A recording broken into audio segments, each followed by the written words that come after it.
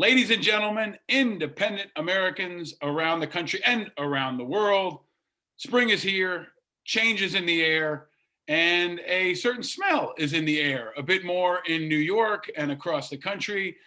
We have covered cannabis, marijuana, drug reform throughout the history of this show, but this is maybe one of the most important and exciting times in that space yet.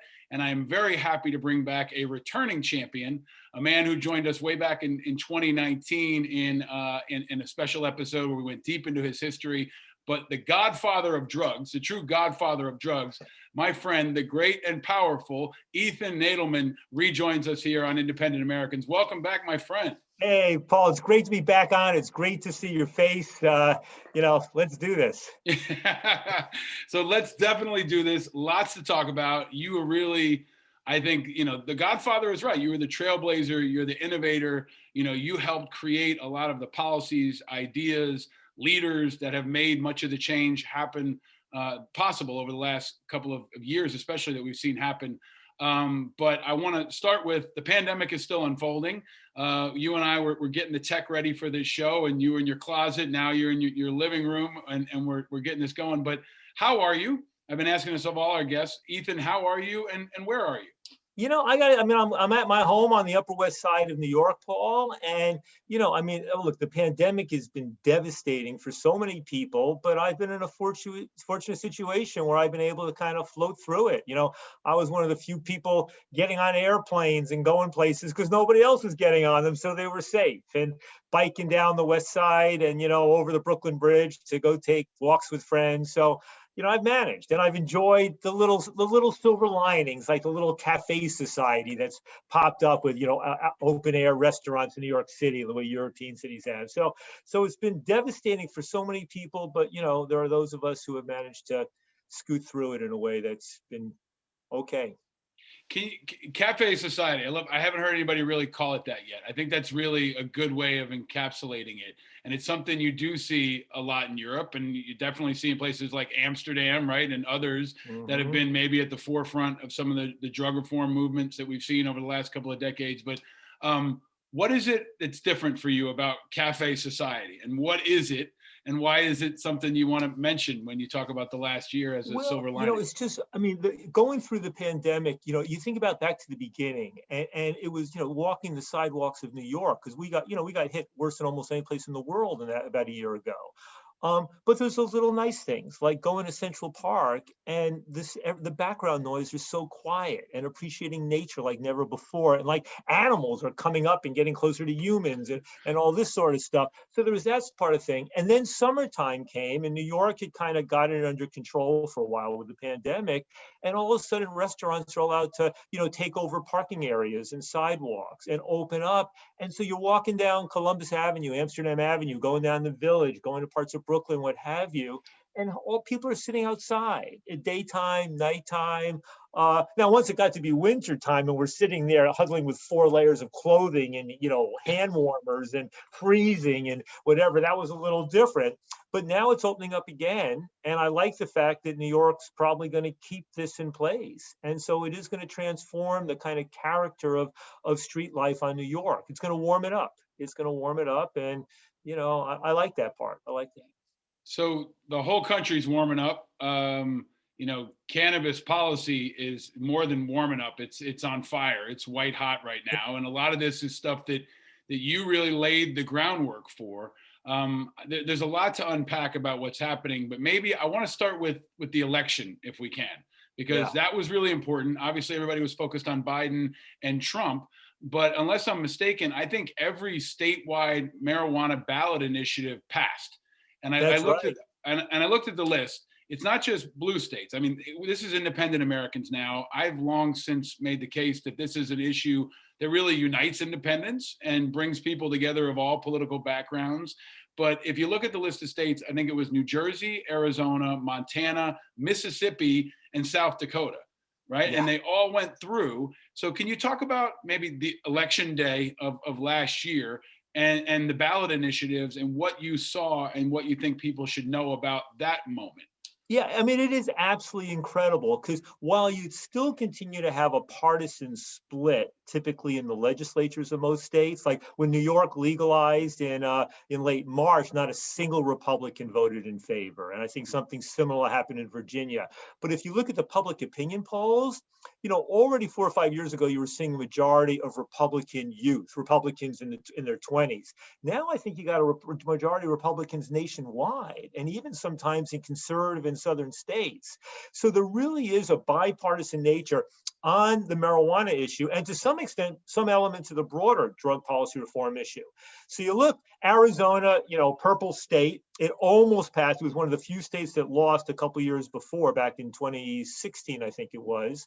But now it went through with, flying colors. Montana has a bit of that frontier spirit, that issue's been out there, but South Dakota, South Dakota, which legalized both, and normally states do medical first and then they go for broader legalization. South Dakota did both at the same time.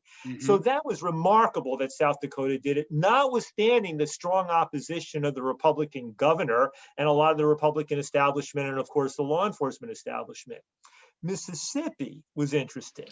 That was just medical marijuana.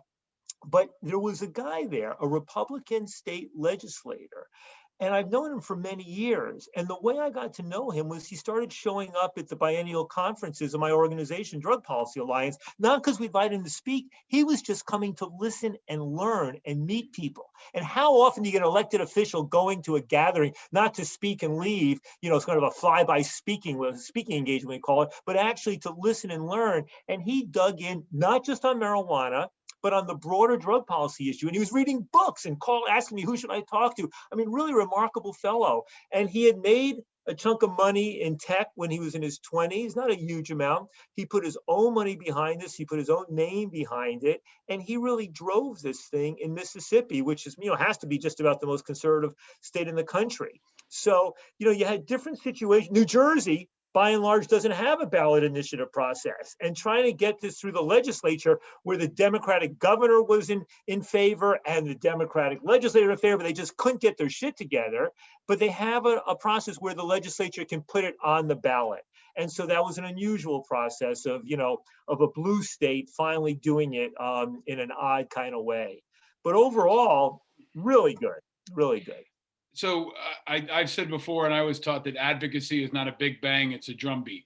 And you and I met through the social entrepreneurship world, where we were both in these fellowships and programs trying to empower our work. And there was a lot of crossover over the years, but I watched very closely.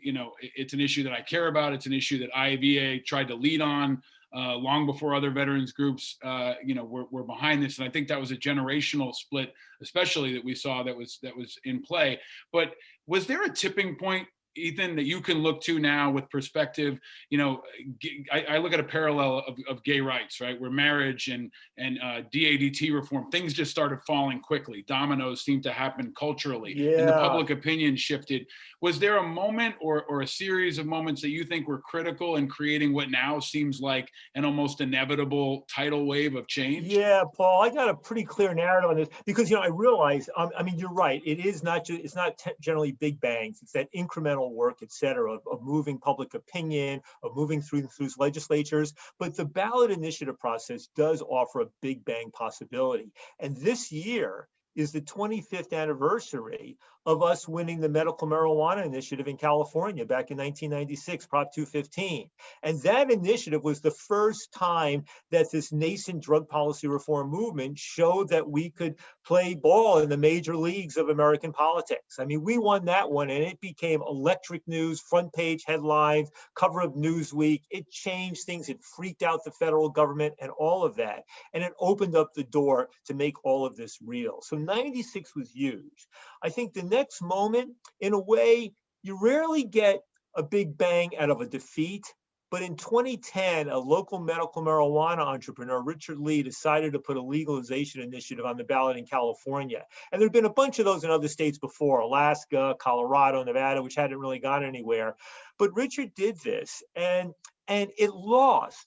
But when he started at the beginning of 2010, most people said, this is ridiculous. This stuff can never win.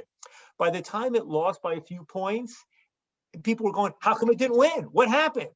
And so it actually had an international, and even in Latin America, it shook things up. 2 years later, The next big bang, Colorado and Washington become the first states in the US to legalize marijuana. And that is significant, not just in the United States, but internationally. Uruguay becomes the first country to do it the following year. And I'd say the next big bang was really 2016. 2016 was when we legalized in California and 3 other states. Once we won California, at that point, it was like game over.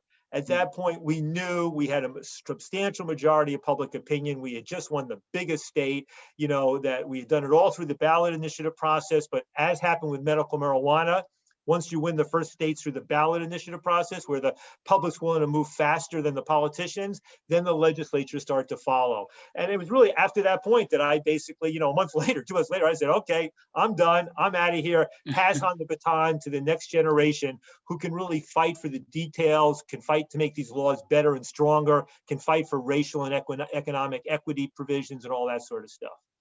So the latest big bang is New York, right? New York was a holdout where Massachusetts and New Jersey had legalized. So people were literally, driving to a different state, and you could see the economic factors start to play out where people were spending money across state lines, right? And New York, we knew was coming. We thought maybe last summer. Now maybe Cuomo's challenges put a little bit more of a fire under his ass to get it done. But now, unpacking this. I'm a guy, I've talked about this openly. I'm a guy who got arrested for weed possession, right? Now, my record is expunged and everybody can do what I got arrested for, right? Which was smoking a joint in the Village with a couple of my friends, right?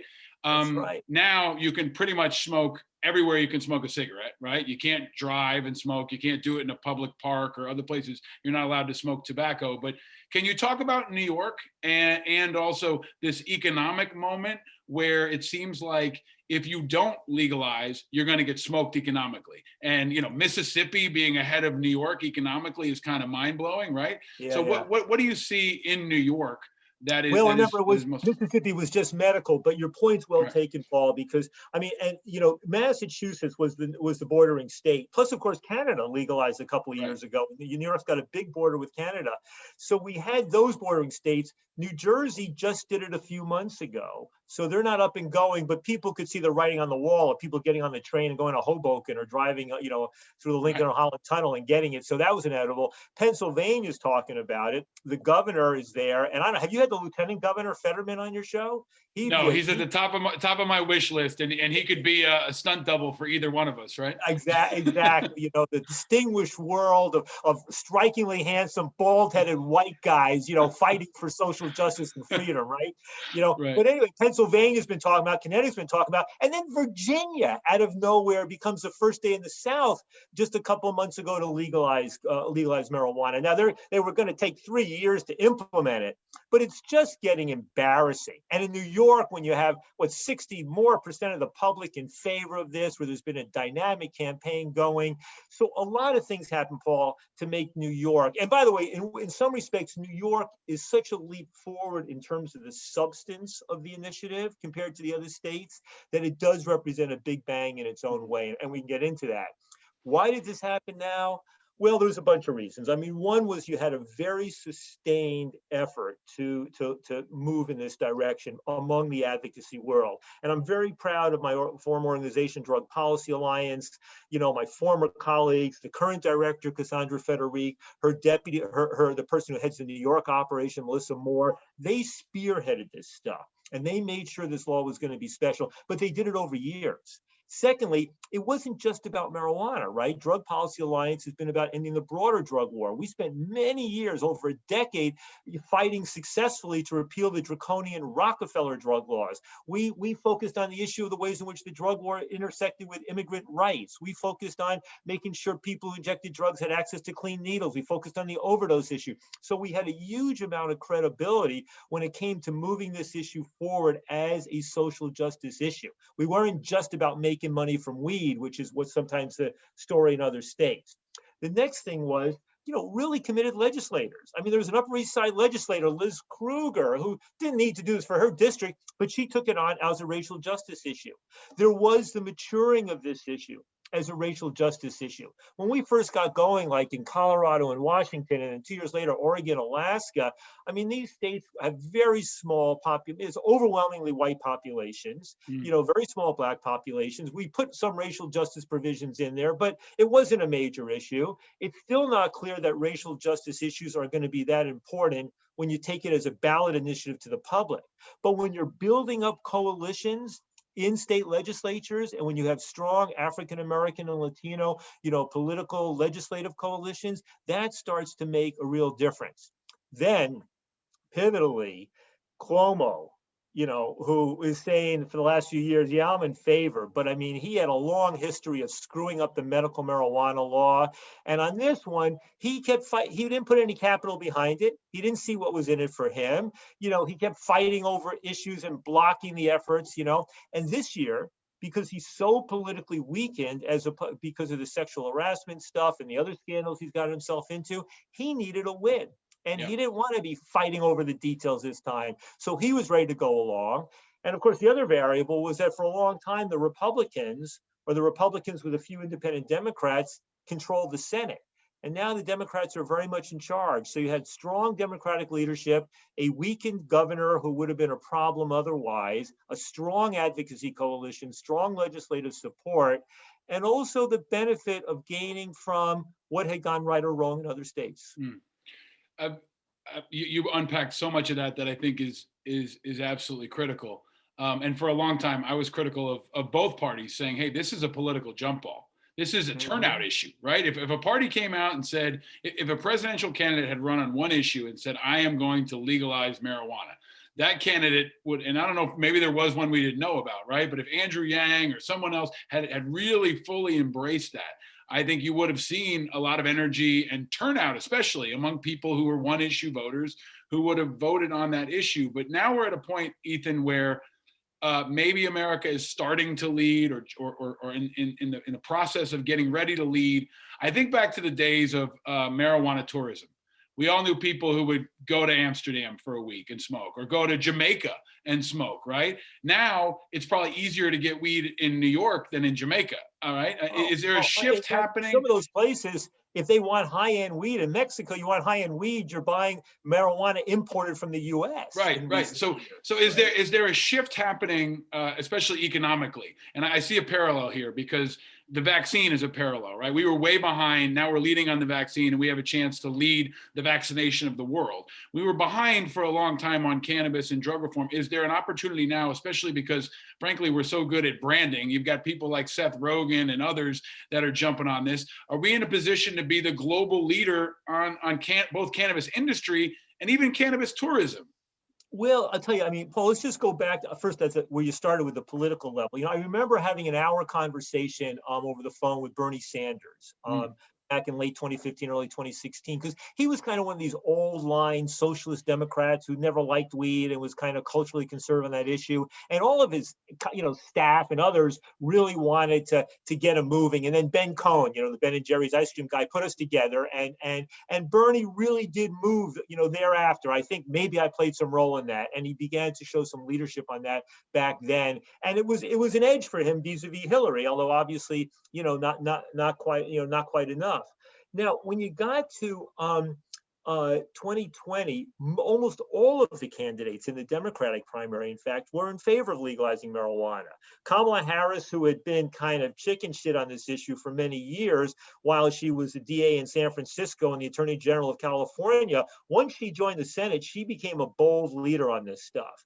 And Yang and a whole range of, in fact, the worst one of all of them was Biden. Right. And some of us were, for those of us who care profoundly and have committed our lives to ending the war on drugs, but we also see Donald Trump as an existential threat to freedom in America and the world, we were a little worried. I mean, it was like, oh my God, what happens if Donald Trump surprises everybody by coming out for legalizing marijuana in the campaign? Because, it might have alienated some of his base, but he had already done so much for them on other levels, on the courts and on a range of other issues, that he probably wasn't going to lose much of anything there. And meanwhile, with Biden being stuck in the mud on marijuana legalization and saying, oh, yeah, I support decrim, but he's got this old world anti-drug thing, a little like Bernie Sanders did until a few years ago. We thought Trump could have had an edge by doing that, but he never made that move. He never made that move. Whether that might have actually influenced the election, or whether Trump might have swung those few tens of thousands of votes in key swing states, we'll never know about that. Right. So to your second part of your question about U.S. showing world leadership, the truth is we have been a world leader right from the beginning. I mean, what we did on medical marijuana back beginning in '96, and then it's spreading to all the other states, that was even in the midst of being the global leader on the war on drugs.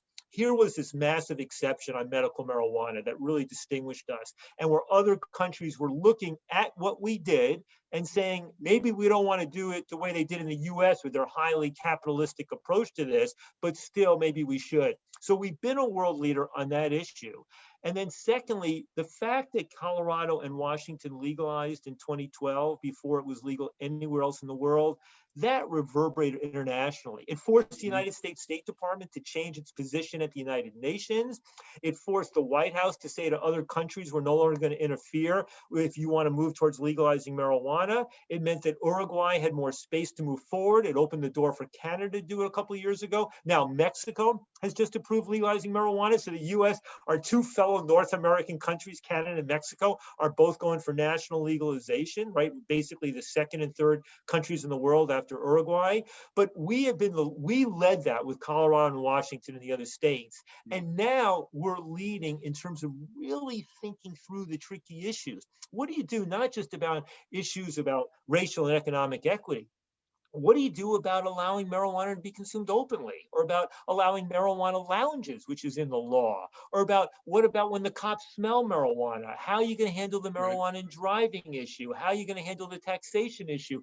What are you going to have about people giving marijuana to younger people? I think the provision's got something says, yeah, you can't sell it to kids or give it to kids, but if you're 20 and the kid's 17, no, wait a second, that's a different situation, right? So there's a level of thoughtfulness and innovation going on in the American states, which other countries are looking at. So when it comes to marijuana, and by the way, also on psychedelics, the United States is very much the global leader, even as we continue to be a disaster when it comes to the issues of mass incarceration in the drug war. I want to come back to the psychedelic issue and what comes next, but because I don't know the answer, in all of these states and in New York, is it legal for 21 and above or 18 and above? Yeah, unfortunately, it's all 21 and above. So is this, this is an issue that I've talked about before. We have to use the alcohol. I think it's a gross injustice because marijuana use is greater among younger people than anybody else. So it's bullshit, it's hypocrisy. But basically, because alcohol is 21, the notion of legalizing marijuana, even though it makes logical sense from a social and scientific perspective, you still have that, how can we make it younger than booze? Yeah, well, it's an issue that I've covered a bit on this show about how do you determine what is adulthood. So you can go to Afghanistan, join the Marine Corps and die, but you can't come home and have a beer or now smoke legal weed, right? If you're 19 years old. So I think that the country's got to face this clarification of what it means to be an adult in America, right? Yeah, I mean, I tell you, you see, for a while when I would look at the arguments that our opponents use, for a long time they used the stepping stone hypothesis. You smoke weed and you're going to go on to other drugs. When in point of fact, it was probably the case that it was the prohibition of marijuana which led to any stepping stone. That if you were using marijuana, it pushed you into black market where heroin and cocaine were more common. It lumped marijuana with these other illicit drugs rather than with the legal ones, right? So once that gateway theory kind of ran out of steam, they started talking about the adolescent brain, marijuana in the adolescent brain.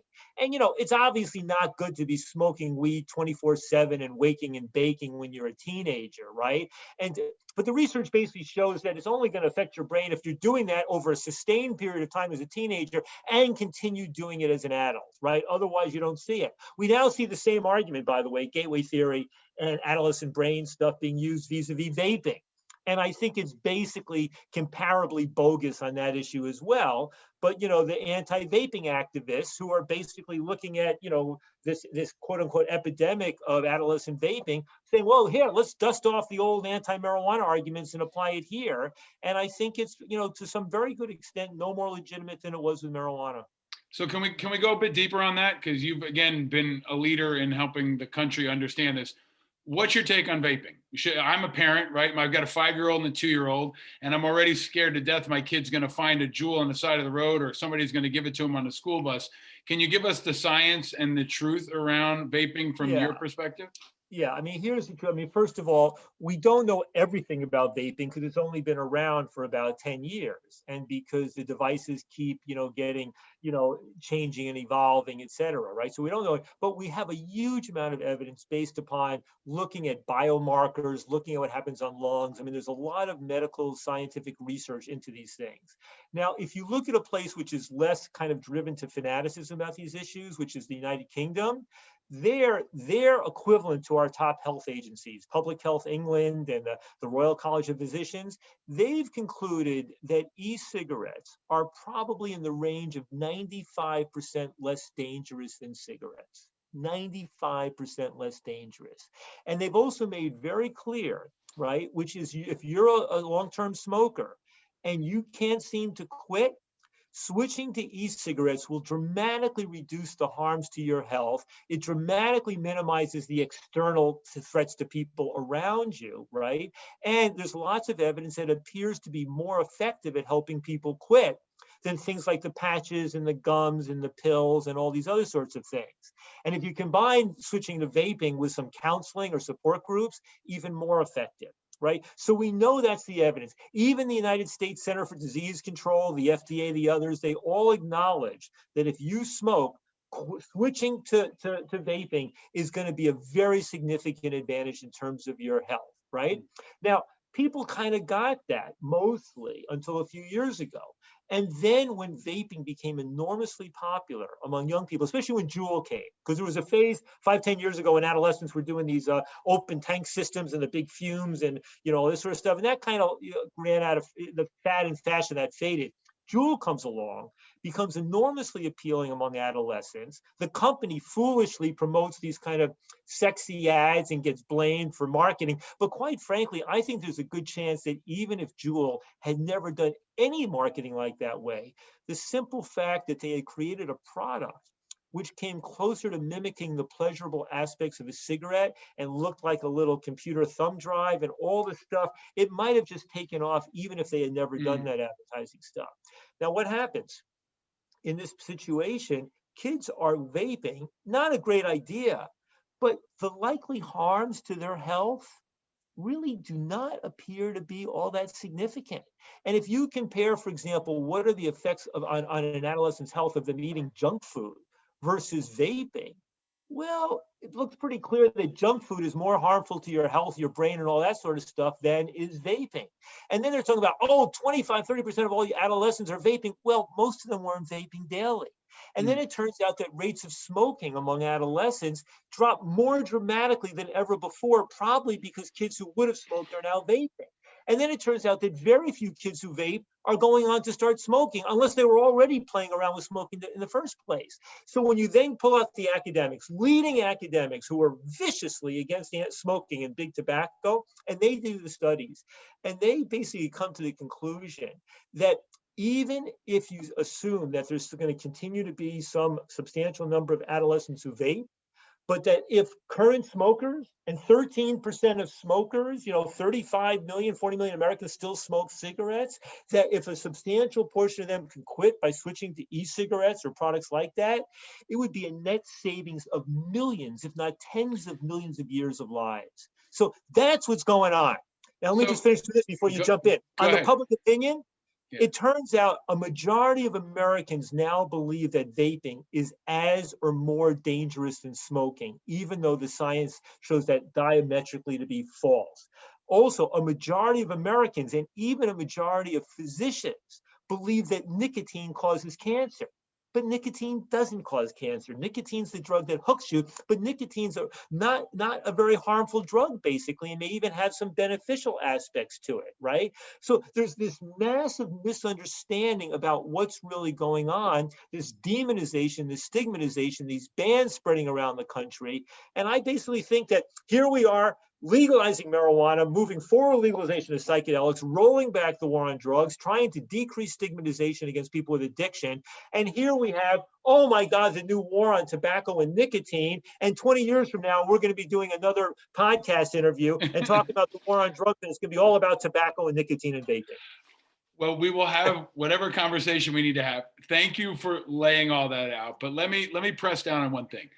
Is it really a framing problem here, Ethan? I mean, if we say vaping is harm reduction, right? Or it's better that you're saying it's 95% better than smoking, but it's not better than breathing fresh air in the mountains, right? No, and is it a matter of just educating people and separating those two? It feels almost like an argument about methadone, right? Like methadone is better than heroin, but it's not better than doing nothing, right? Or just going for a walk in the woods or doing some yoga. So is it a matter, you're great at kind of breaking that apart. Does it need to just be reframed a bit here? You're not saying that you're not saying that you're not saying my 5-year-old should run around smoking a Juul. You're just saying if my kid's gonna smoke when he's 18, Juul is better than a Marlboro Light. That's, I mean, quite frankly, when I was getting in, I mean, I've been following this issue for many years, but when I stopped running Drug Policy Alliance, I got invited to speak about links between illegal drug policy and the tobacco vaping policy and about the war on drugs and what was happening here. And I remember asking some of the leading figures that very question: how would you feel if your teenager was vaping and vaping regularly? And they looked me right in the eye and they said, Ethan, you want to know something? It would be pretty low on my list of concerns. I'd be much more concerned about what they're doing around alcohol. But that's a parenting choice, right? I think the thing that we need here, and maybe we're finally at a point now, especially with the pandemic, where science can guide decision-making, right? And not emotion or politics or corporate agendas. And if someone can say to me, hey, here's what you, like, I'm sure someone will do this, like the likelihood of my kid getting hit by a bus versus dying from Juul. Yes, obviously, but I don't want either one happening. So you can educate me as a parent and I can make good decisions, and we can trust policymakers, right? I think that's where you've been really effective in trusting policymakers. Reagan scaring the shit out of all of us is going to be very different than Kamala Harris talking about the science. And if we can be at a point finally. Here's the paradox in this issue, okay? Which is basically, look, we know that oftentimes the entire war on drugs was typically justified as one great big child protection act.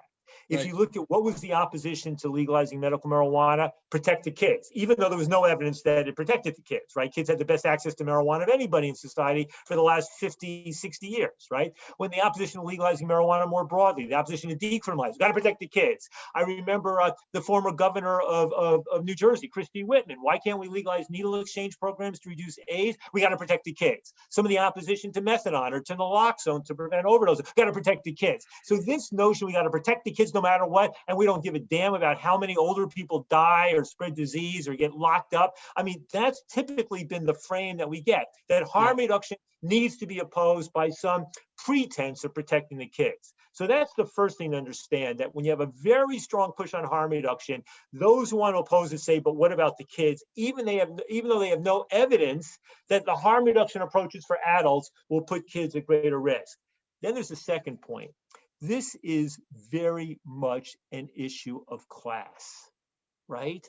These efforts to ban vaping have typically been, and when I say vaping, sometimes we're just talking about e-cigarettes that are not tobacco flavored. Sometimes it's all e-cigarettes, right? It's about class. When you see San Francisco leading this effort, who are these? These are upper middle class, white, liberal parents, by and large, right? Who see their adolescents beginning to vape. Now, for these white middle class parents, they don't know anybody who smokes cigarettes or who vapes, or at least they don't think they know. I mean, obviously the people who do the little jobs in their house and do all this and who work for them, they may smoke or they may vape, but they don't do it in front of the elite, parents. So you have these parents, white liberal parents, freaking out. We got to protect our kids. Meanwhile, 13% of the country is still smoking. 10 million people or so are vaping. There are millions of people who have successfully quit smoking by switching from smoking to vaping, right? But these people are oftentimes white middle and lower middle class. They're oftentimes Trump voters, or they may be disproportionately LGBT or mentally ill, or now growing to some extent African American, right? But the fact that this is much more an issue of the lower white, Yeah. middle, lower white working class means it's out of their thing. And so for me, Paul, what was so galling was some of my best allies on marijuana reform, on harm reduction, drug policy reform, ending incarceration, my liberal democratic political allies, they're the ones leading the charge to Right. ban, to Right. institute new criminalizations. Right. And if you want a historical precedent, it's sort of like go back to the early part of the 20th century, the progressive movement was doing all these wonderful things about labor safety and ending child labor and health safety and drug safety, but they also pushed together with the women's suffrage movement for banning alcohol and alcohol prohibition. So I think progressives by and large get it Yep. mostly right, but sometimes they can mimic the same behavior of the climate change denialists and all those others. Well, that's why I think this is such a uniquely independent issue, right? It should be beyond partisanship. I think there's been a lot of co-opting and cannibalizing of these. Nothing works more effectively in moving public opinion than scaring the shit about people's kids, right? We saw that with the pandemic. Right now, we're saying like anytime if coronavirus had impacted kids, we'd be in a very different place right now. And we are in a very different place right now with regard to schools and other components because people were trying to protect the kids. And that's a natural approach. But something that you laid out that I think is very important for us to pull apart in the years to come is kind of the overlap around smoking, class, voting patterns, race, even like who smokes. I got people in my family who smoke. My working class white family, they're people who work hourly wages. They're less educated. They were inclined to vote for Trump. I got a good family friend who smokes 2 packs a day. I don't know if anybody knows anybody who smokes. They're out there. They still exist, right? And if you've been in prison, if you've been in the military, if you've been working on docks, places like that, where those people tend to smoke more too. I mean, I've still got a pack of cigarettes right over there. I like smoking. Occasionally, I will pull out a cigarette. I know it's bad for me, but I come from a time and a place and a socioeconomic demographic where that's more likely. And I think unpacking that is very important. Let me Paul, ask you. You want to know a funny thing about the politics of this thing. So Please. in this whole right before the pandemic, when, before, if you look at the headlines, before we got the pandemic in early 2020, the epidemic of 2019 was about vaping, right? That was all the TV stories, the headlines, stuff like that. And this was not just, it was mostly Democrats leading, but Republicans on board. Mitt Romney is a huge advocate of banning this stuff. And you know what happens? One day, Melania Trump comes home, and she's concerned because her son, what's his name? Barron. Either he or his buddies, teenagers, had been vaping. And she goes, hey, Big Donald, we got to do something here. And so he calls the thing and he says, look, we got to ban this stuff, right? And the FDA, yeah, we got to ban it. And then what happened was people started to mobilize. And you had guys working like in Grover Norquist's, tax reform shop, which is kind of libertarian. But these guys got mobilized because they cared about this issue. And they started showing Trump's political folks that there were hundreds of thousands of people in key swing states, independent voters and Trump leading voters, who were vapors, including people who are not just both smoking and vaping, but who had used vaping to stop smoking. And as they said, this is not a lifestyle issue for us. This is a life or death issue for us. So they showed that data. And then the vapors themselves mobilized. They organized a demonstration, outside the White House. And to their good fortune, Trump happened to fly over them. So Trump actually changed his position. He actually held a meeting. I think Trump is a goddamn pathological, sociopathic, fundamentally dishonest nightmare. But there's actually a meeting he held at the White House with all the parties, and he actually acted almost Obama-like in listening to people's opinions, and because he actually didn't know what to do on the issue, right? Yeah. And and I actually think that Democrats would do a lot better by if Biden would simply say, you know what, when it comes to the issue of vaping and e-cigarettes, we're going to follow the science and we're going to respect people's rights. He might actually be able to help pick up some votes of people because the Republicans are a bit stuck on this. I'm glad you mentioned it earlier. This moment where I thought Trump was going to do it. Trump on the campaign, he was down. This would have been the perfect time for him to say, I'm all for legalization, right? Or legalize And I was marijuana. surprised. And Yeah. I was surprised Biden didn't, right? For the same reason, because of the political opportunity, Hmm. especially in swing states and especially with voters. But let's look forward, Ethan. Hmm. Um, one question I want to ask, because this is the question that comes up from all the devil's advocates. Should we legalize everything? Should everything be legalized? And if so, yes. If not, why not? Should crack be legal? Should everything? This is the question that you get from a lot of folks, right? When this happened, my mother-in-law, I was happy. We did a toast. I said, hey, it's finally legal in New York. My mother and father-in-law are there. They're like, this is a good thing. My mother-in-law, who's almost 80 years old, says, great, now everybody's going to be high. So like there's a generational divide here. And the argument that always comes up is, well, should we just legalize everything? You're the Yeah. expert. Should we? Yeah. So my answer to that basically is no. Okay. But to say, first of all, I think that the debate about legalizing everything is a valuable one for two reasons. The first one is it forces us to appreciate how many of the harms associated with illegal drugs are not about the drugs themselves, but in fact about the policies.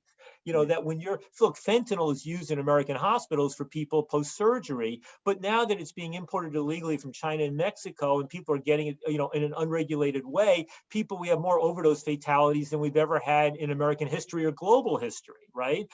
Drugs being unregulated is not a good thing. Drug business being controlled by gangs and gangsters and with violence, locking up hundreds of thousands of people, arresting 1.5 million Americans each year. These are all negative consequences of the war on drugs, right? Prohibition pushes drugs to be more compact and concentrate and all of this. So so that when people advocate for legalization, part of that is about saying, understand how much of the harms are about the prohibition, not the drug itself.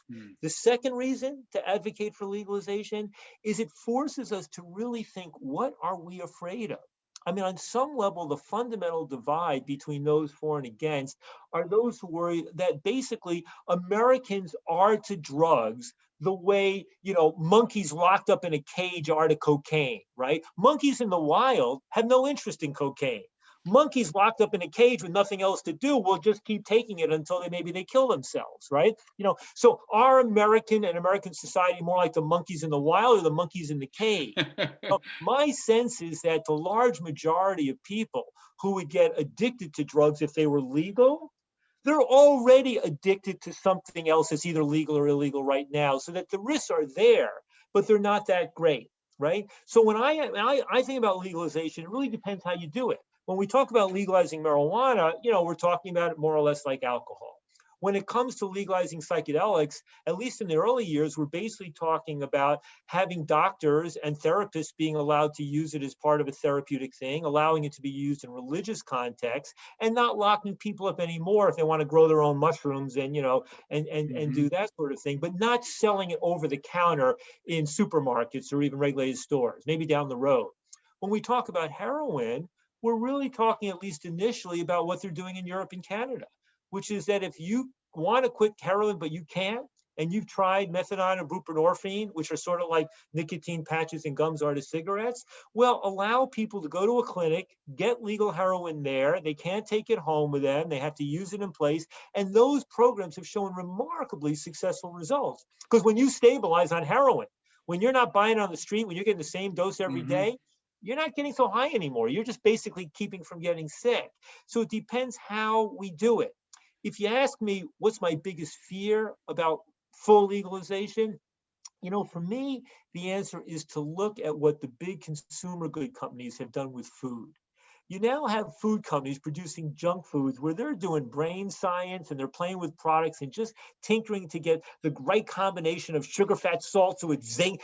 Think about Krispy Kreme donuts, but I mean, think about Krispy Kreme donuts in a zillion different types of products. Yeah. There are now three-dimensional Cool Ranch Doritos. I mean, like, these things scream at me, and they're in my car, and I look at them and I'm like, this is a sick fuck who designed these things, right? I know. It's like, it's the Chris Rock routine. Like, he found out what's the secret ingredient in Krispy Kreme donuts? Crack cocaine, right? Right. But basically, I look at what the food companies have done, and you just look at, the dramatic increase in obesity, right? Yep. In the United States and many other countries with really serious impact on people's, morbidity and mortality, how long they live, health, vast consequences for our society, probably, emerging as one of the greatest addiction problems we have in America in terms of long-term health and cost to the economy. I see the big companies beginning to play around with, integrating the Prozacs and the MDMAs and this and that and getting things into that. I worry about what big, sophisticated business working on new developments in brain science could do, and I don't like the look of it. So let me jump in there and ask you, and we'll move toward wrapping this up in a way that I think looks toward the future. What's the next fight?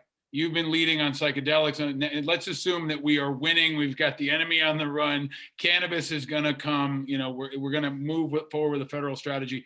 What's the next frontier in drug reform that you care about and that other Americans should care about? And I hope will be maybe an independent issue, not a partisan issue. Maybe that is something that we can look to for common ground in the years ahead. But what's the next fight, Ethan? Yeah, really. And really, I would distinguish here between the one in terms of changing public opinion and the cultural mindset, and the one about the legislative angle, right? So let's assume that the marijuana thing, especially now with New York out there, let's assume that's got to move forward. But, that's not what you're asking me about. Psychedelics is really moving forward. FDA is going to approve some of these drugs, plus MDMA, which is not really a psychedelic, for medical context. So that's moving forward. And we see a ballot initiative that happened in Oregon on legalizing or decriminalizing psychedelics. So that's going to move forward. But when we're talking about the issues around heroin, cocaine, methamphetamine, things like that, which is what most of the people who are locked up for, and most of the overdose fatalities are about, really at the legislative level, the next step is really about ending the criminalization of possession of small amounts for your own use.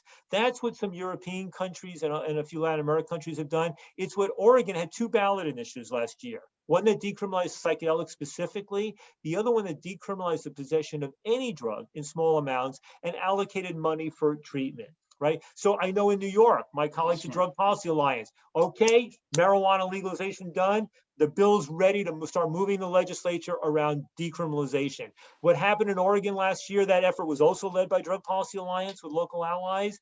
It's about basically making the end of criminalization of all drug possession, which would eliminate most of the drug arrests in the country while still, criminalizing the dealers. At the cultural level and public opinion level, the basic framework of harm reduction needs to be embraced ever more broadly. People get harm reduction when it means put on your seatbelt, right?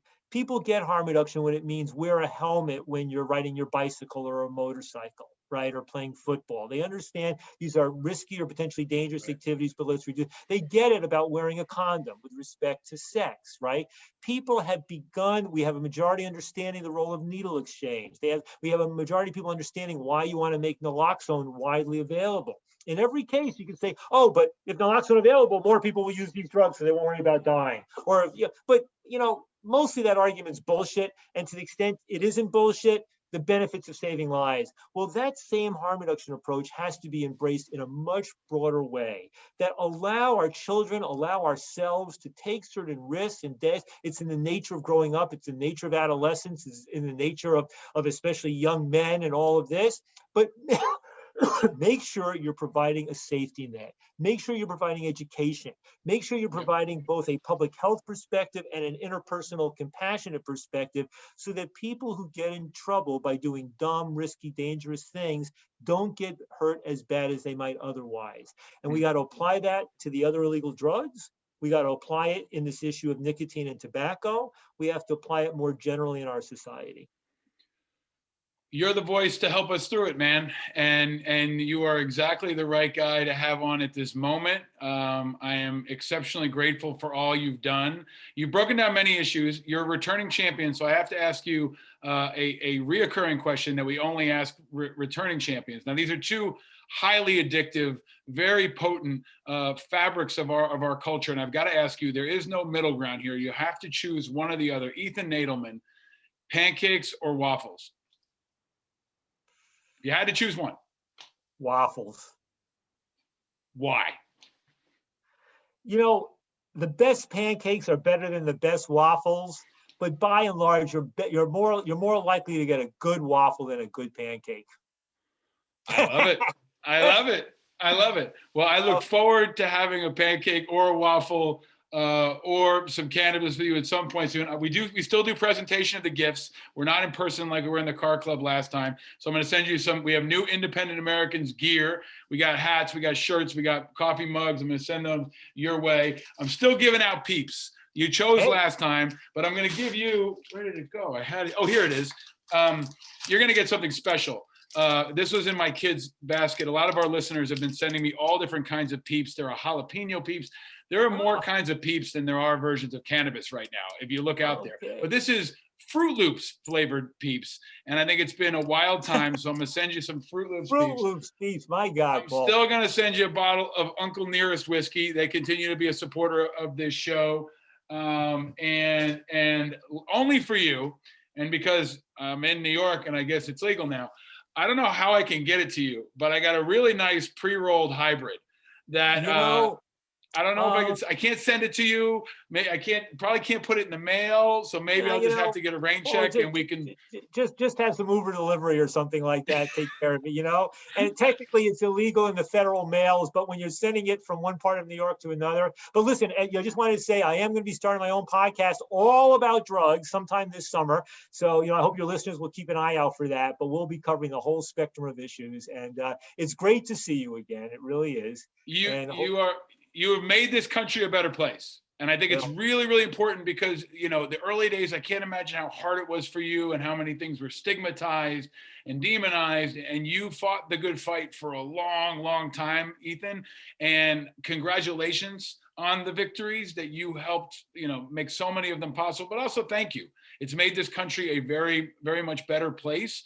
It's making our world a better place. And it's going to make for a hell of a summer in New York and all across this country, my friend. Yeah. So well, thank Paul, you for all your leadership. That praise is especially meaningful coming from you because I am such a fan of all the work that you've done around veterans and much else. So I look forward to our next returning thing. And thank you and good luck. To be continued. Smoke them if you got them. The great and powerful Ethan Nadelmann. Stay vigilant, my friend. Okay, man. Take care. Thank you.